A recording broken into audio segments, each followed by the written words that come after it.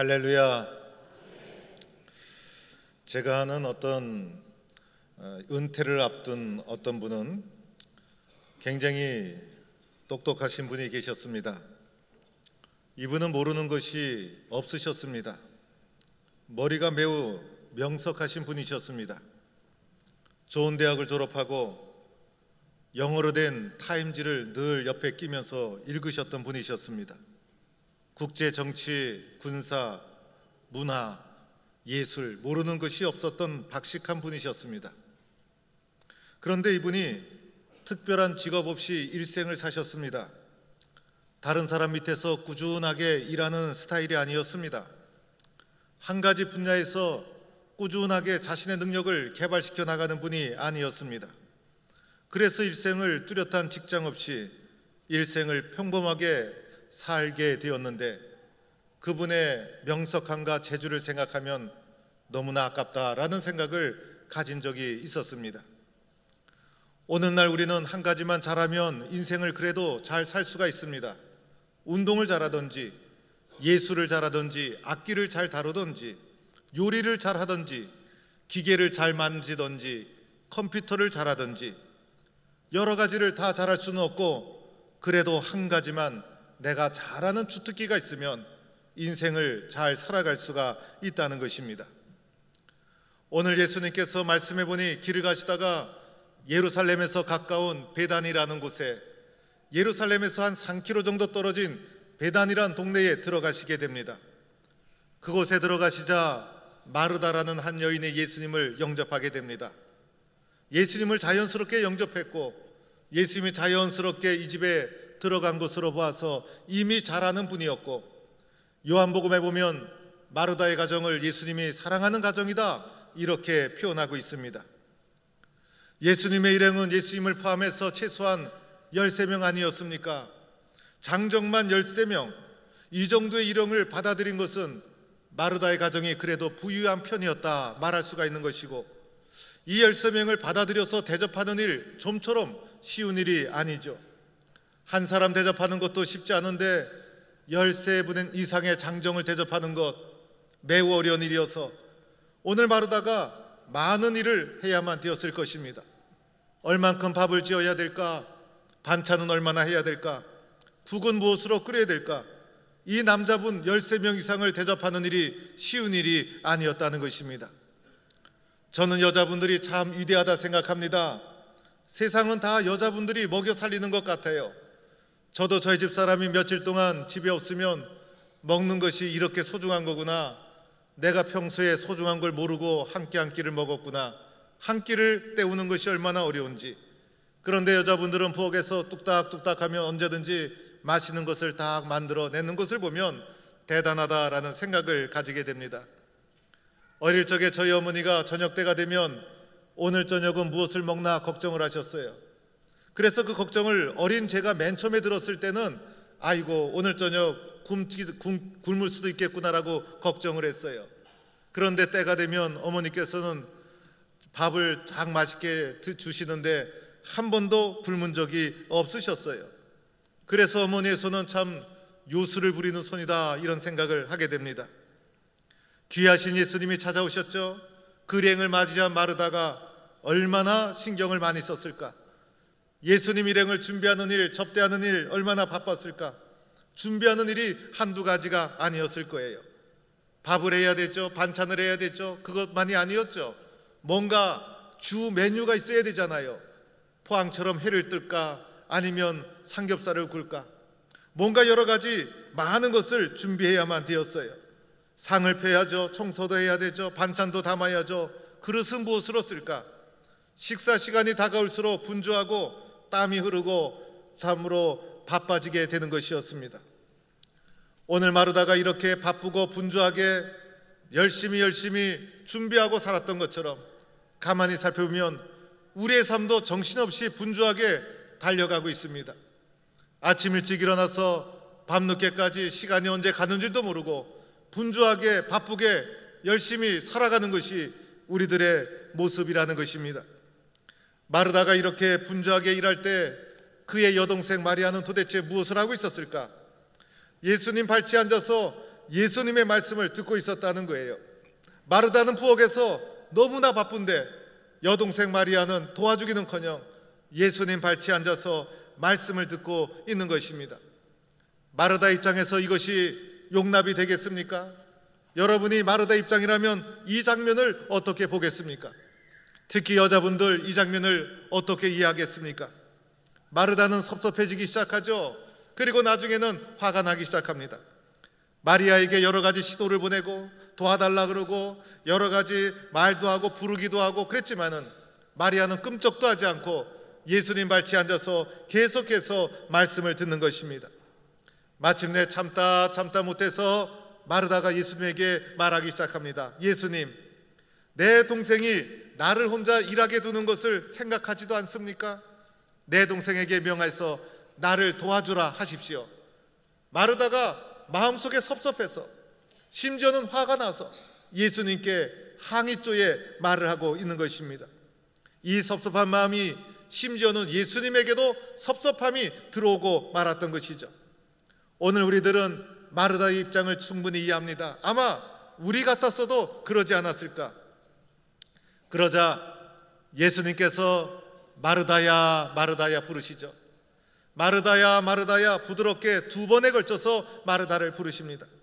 이렇게 따뜻하게 2번씩 마르다야 마르다야 부르는 것은 예수님께서 마르다가 하는 일을 부정하지 않았다는 것입니다. 마르다가 정성을 다해서 얼마나 수고했는지, 마르다가 얼마나 열심히 섬겨주었는지, 마르다의 수고와 정성을 예수님은 다 인정하시고 받아주고 있다는 것이에요. 마르다가 한 것을 잘못했다고 말할 수가 없죠. 마르다가 한 것은 얼마나 소중한 일이었습니까? 오늘도 육신을 위해서 수고하고 그리고 교회를 위해서 봉사하고 믿음을 길을 가면서 여러 가지 수고하는 손길들이 우리 교회 속에서도 있지 않습니까? 교회를 봉사하다 보면 힘들게 봉사하는 분들 많지 않습니까? 저에게 특별히 곳곳에서 구석구석에서 많은 분들이 봉사하고 있는 거예요. 그런데 예수님은 이 모든 봉사를 충분히 이해하시고 칭찬하시고 격려하시고 받아주시고 있다는 거예요. 그러면서 마르다에게 계속 말씀하시죠. 마르다야 마르다야, 내가 많은 일로 염려하고 근심하나 몇 가지만 하든지 혹은 한 가지만이라도 족하니라. 오늘 이 말씀은 이런 뜻입니다. 마르다야, 너는 많은 일로 염려하고 들떠 있구나. 그러나 필요한 일은 한 가지뿐이다. 필요한 것은 한 가지뿐이다. 한 가지만 잘하면 된다. 가장 중요한 한 가지, 가장 소중한 한 가지만 잘하면 되느니라. 이것이 예수님의 말씀입니다. 여러분, 오늘 마르다의 문제가 무엇입니까? 마르다의 상황을 표현해 준 말씀이 오늘 40절에 나와 있죠. 준비하는 일이 많아 분주하니라. 준비하는 일이 많아 분주한 것이 마르다의 상황이었어요. 마르다는 얼마나 일을 많이 했는지, 얼마나 많은 일에 분주했는지, 그 분주한 일이 마르다의 마음을 불안하게 해주고 마르다의 마음을 편하게 만들어주지 못했다는 것입니다. 더 나아가 그 많은 일들이 마르다의 마음속에 염려와 근심을 가져왔어요. 오늘 41절 말씀해 보니 내가 많은 일로 염려하고 근심하니, 염려와 근심 속에 빠지고 말았다는 것입니다. 많은 일 때문에 평안이 온 것이 아니라 마음에 근심이 오고 염려가 오고 마음이 불안해지고 그리고 근심하고 분주함이 그의 마음을 평안하게 만들어주지 못했다는 것입니다. 이렇게 염려하고 근심하는 것, 주님이 원하는 삶의 모습이 아니죠. 주님이 나에게 원하는 삶의 모습이 아니더라는 것입니다. 내가 이렇게 살아서는 안 된다는 것입니다. 이렇게 분주해서 염려하고 근심에 빠지는 삶, 주님이 기뻐하는 삶의 모습이 아니더라는 것입니다. 우리들은요, 너무 바쁘게 살지 말아야 돼요. 바쁘게 살다 보면 그 바쁜 것이 내 삶을 염려와 근심 속에 빠져들게 하고 그로 인해서 주님을 잊어버리게 만들어주고 주님이 원하는 삶의 모습이 아니라는 것이에요. 그러면 마리아의 삶의 모습은 어떠했을까? 마리아의 특징은 오늘 39절에 나와 있는 주의 발치에 앉아, 주님의 발치에 앉아, 이것이 마리아의 모습입니다. 발치에 앉았다는 것은 발곁 가까이 다가섰다는 것이에요. 마치 제자가 스승 맨 앞자리에 앉아서 스승이 말하는 것을 그대로 배우고 받아들이는 자세예요. 스승이 말할 때마다 하나도 남김없이 수용하는 자세, 그리고 사모하고 적극적인 마음으로 스승에게 배우고자 하는 자세. 그래서 발치에 앉아 예수님의 말씀을 한 말씀도 놓치지 않겠다는 심정으로 집중해서 말씀을 받아들이는 모습을 표현한 것이 발치에 앉아, 이것이 바로 마리아의 모습이었습니다. 성경에 보면 발치에 앉아 발 앞에 엎드려, 이런 장면이 곳곳에 나옵니다. 마태복음 15장 30절에도 보면 큰 무리가 다리 저는 사람과 장애인과 맹인과 말 못하는 사람과 기타 여럿을 데리고 와서 예수의 발 앞에 앉히니, 예수의 발 앞에 앉히니 예수님께서 그들을 고쳐주셨다. 예수님의 발 앞에 앉았다는 것은 이 모든 사람들이 예수님만 바라보고 집중해서 예수님의 도움을 구했다는 거예요. 그러자 예수님이 그들을 고쳐주셨다. 마태복음 15장 30절의 말씀입니다. 마가복음 5장 22절에 보면 회당장 중에 야이로란 사람이 있었는데, 야이로라 하는 이가 와서 예수를 보고 발 앞에 엎드렸다는 거예요. 예수의 발 앞에 엎드려서 야이로가 자기의 딸이 죽게 되었는데 예수님께 간절히 구하게 되죠. 발 앞에 엎드렸다는 것은 예수님의 도움을 간절히 구했다는 것. 그러자 예수님이 야이로의 소원을 들어주셔서 그의 딸을 회복시켜 주게 됩니다. 또한 마가복음 7장에 보면 더러운 귀신 들린 어린 딸을 둔 한 여자가 예수의 소문을 듣고 와서 예수의 발 앞에 엎드렸다는 거예요. 예수의 발 앞에 엎드려서 내 어린 딸을 구원해 주옵소서. 그런데 이 여인은 수로보니게 여인, 이방 여인이었죠. 그 예수님께서 거부하시게 되자 이 여인이 개들도 상 아래 떨어지는 부스러기를 먹나이다. 그래서 예수님이 그 믿음을 보시고 그 여인의 소원을 들어주셨죠. 발 앞에 엎드리는 것, 간절함을 표현했다는 거예요. 오늘 마리아가 발치에 앉아 예수의 말씀을 들었죠. 요한복음 11장에 보면 나중에 베다니에 나사로가 죽게 됩니다. 나사로가 죽게 되자 예수님께서 나사로가 죽은 후에 베다니에 오게 되죠. 예수님이 오셨다는 말을 듣고 이 마리아가 달려나갑니다. 달려나가서 예수님의 발 앞에 엎드리게 되죠. 예수님의 발 앞에 엎드려서 예수님, 여기 계셨더라면 내 오라비가 죽지 아니하였겠나이다. 주님이 여기 계셨더라면 내 오라비가 죽지 아니하였겠나이다 라고 하면서 주님을 향한 자신의 신앙의 고백을 하는 장면을 보게 됩니다. 그뿐이 아니죠. 누가복음 7장에 가보면 예수의 뒤로 가서 그 발 곁에 서서 울며 눈물로 그 발을 적시고 자기 머리털로 닦고 그 발에 입을 맞추고 향유를 부으니 마리아가 이렇게 했다는 거예요. 그래서 그 향기가 방 안에 가득하게 되고 예수님께서 그의 정성과 그의 헌신을 기쁘게 받아주는 장면을 보게 됩니다. 발 곁에 앉았다는 것, 예수님께 집중했다는 거예요. 발 곁에 앉았다는 것, 예수의 말씀을 집중해서 사모하는 마음으로 받아들였다는 것입니다. 오늘 예수님께서 말씀하신 중요한 한 가지, 예수님이 말씀하신 우리가 꼭 해야 될 중요한 한 가지는 세상에 그 어떤 일이 아니라는 것입니다. 바로 주님의 말씀을 듣는 것, 하나님의 말씀을 듣는 것, 그것이 세상의 그 어떤 것보다도 먼저 선택해야 될 가장 소중한 한 가지라는 것을 말해주고 있는 것입니다. 사랑하는 성도 여러분, 믿음 생활에서 가장 위험한 것은 말씀 없이, 그리고 신앙 없이 교회 일을 하는 거예요. 많은 일을 하되 말씀 없이 일하는 것 위험한 일이죠. 말씀 없이 많은 일을 하는 것은 위험한 일이 될 수가 있다는 것입니다. 말씀 없이 교회를 섬기고 말씀 없이 봉사하다 보면 내 욕심이 튀어나올 수가 있어요. 내 생각과 내 뜻이 옳다고만 생각하는 거예요. 그래서 내 뜻과 내 생각이 반영되지 않으면 속에서 화가 올라오게 되는 것이죠. 교회에 덕을 끼친다는 생각을 하지 못하게 돼요. 주님의 뜻보다도 내 명예, 내 욕심을 앞서게 되는 것이죠. 말씀 없이 봉사하다 보면 상처를 주게 되고 상처를 받게 되고 인상을 쓰고 언성을 높이고 심지어는 믿음을 저버리는 일까지 일어날 수가 있다는 것입니다. 그래서 말씀 없이 봉사하는 것, 말씀 없이 많은 일을 하는 것, 많은 일을 하더라도 한 가지 말씀이 없다면 그것은 위험한 일이 될 수 있다는 것이죠. 말씀이 없으면 어떻게 됩니까? 우리의 인생의 목적을 상실하게 되는 거예요. 말씀이 없으면 목적을 상실하게 되는 거예요. 목적 없는 열심 아무 소용없죠. 아무리 열심히 해도 목적이 없으면, 목적을 상실하면 아무 쓸모가 없게 되는 것입니다. 교회에서 봉사하고 섬겨도 목적이 있죠.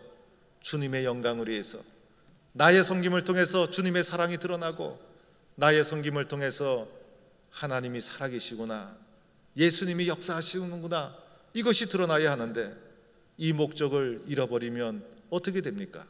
열매가 없게 되는 것이에요. 그래서 나를 낮추고 주님을 높이고, 나를 내리고 교회를 높이고 교회를 섬기는 원칙이 되어야 하는 거예요. 교회를 섬기면서도 다른 사람은 자꾸 칭찬해 주어야 되는 거예요. 다른 사람은 자꾸 칭찬해 주고 내가 나를 칭찬해서는 안 되는 것이죠. 나를 드러내지 말고 나는 다른 사람을 칭찬하되 나 자신은 다른 사람에게 인정받고 박수받을 생각은 하지 말아야 돼요. 내가 박수받을 생각을 하게 되면 분명히 상처를 받게 되는 것이죠. 그리고 내가 했다는 생각, 내가 공을 세웠다는 생각이 들어오면요, 겸손히 주님 앞에 나의 모습을 내려놓고 회개해야 되는 거예요. 그래야 우리가 본질을 회복하고 목적을 다시 붙잡을 수가 있는 거예요. 내가 오늘도 분주하게 열심히 일하는 것, 나만을 위해서, 나만 잘 살기 위해서 우리가 열심히 산다면 그거 초라한 목적 아닙니까? 더 큰 목적을 발견해서, 그리고 그 목적에 헌신하는 자가 되어야 하는데 말씀이 없으면 목적을 잃어버리고 만나는 것입니다. 오늘 예수님께서 마르다의 가정에 찾아오신 것, 한 끼 식사하기 오신 것이 아니었죠. 말씀을 전하기 위해서. 예수님이 우리에게 찾아오신 것 육신의 삶을 위해서가 아니죠. 우리의 인생을 변화시키기 위해서, 우리의 마음속에 말씀을 주시기 위해서 예수님이 우리에게 찾아오셨다는 것입니다. 오늘 이 말씀은 우리의 인생에서 가장 중요한 것이 무엇인가, 우리에게 가장 중요한 한 가지, 그게 무엇인가, 이것을 우리에게 묻고 있다는 것입니다. 마리아처럼 이 한 가지를 빼앗기지 말고 선택하는 성도가 될 수 있기를 축원합니다. 말씀이 없으면 또 한 가지 일어나는 일이 있죠. 염려와 근심 속에 빠져들어가고 만다는 거예요. 오늘 마르다가 그러했습니다.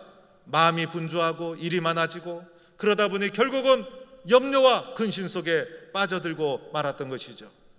세상의 많은 일이 나를 행복하게 해주지 못합니다. 세상의 많은 일이 나를 구원해 주는 것이 아니더라는 것이에요.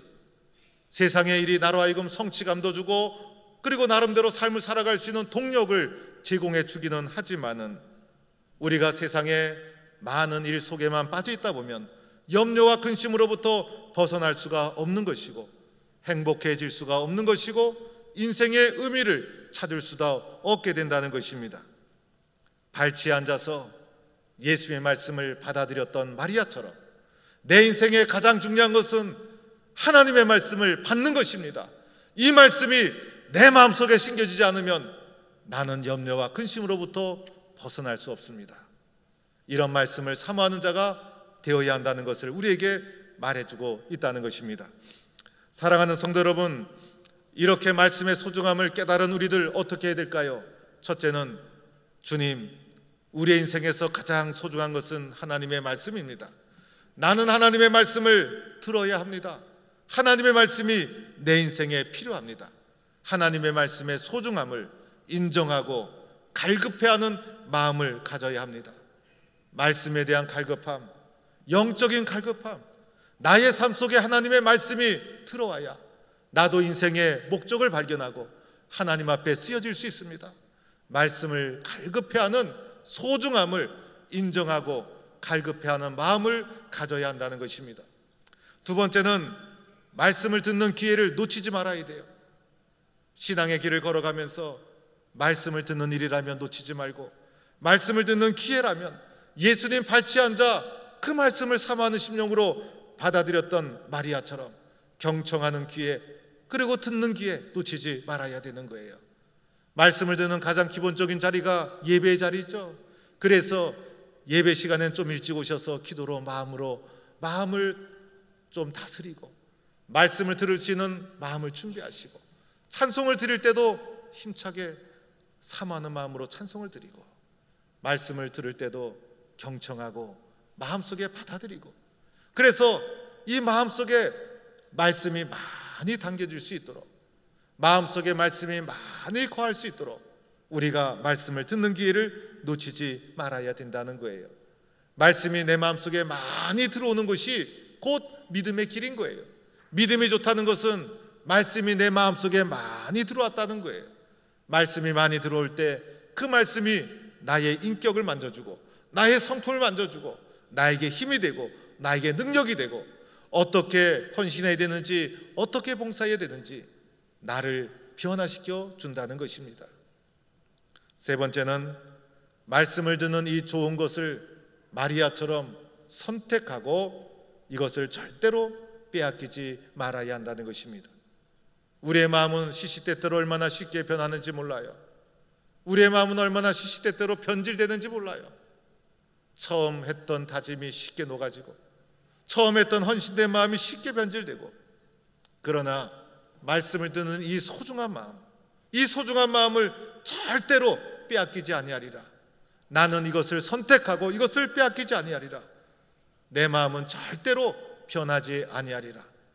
이런 결단과 다짐을 우리가 해야 된다는 것입니다.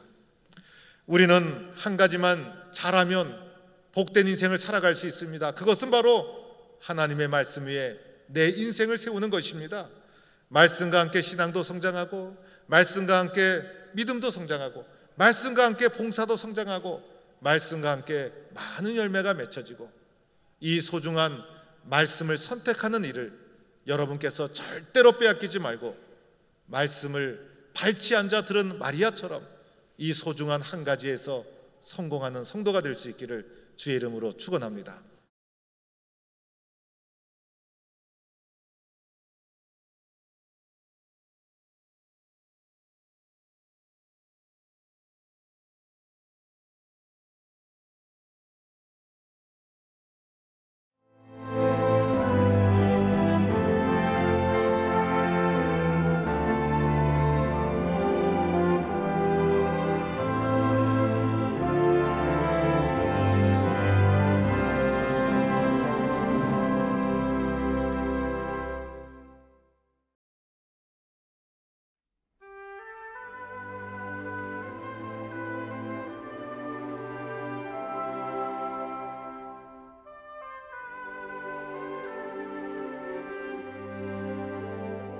여기에 모인 우리 주의 은총 받은 자여라. 주께서 이 자리에 함께 계심을 원하라. 언제나 주님만을 찬양하며 따라가리니 시험을 당할 때도 함께 계심을 믿노라. 이 믿음 더없으라. 주가 지켜주신다. 어두운 밤에도 주의 밝은 빛 인도하여 주신다.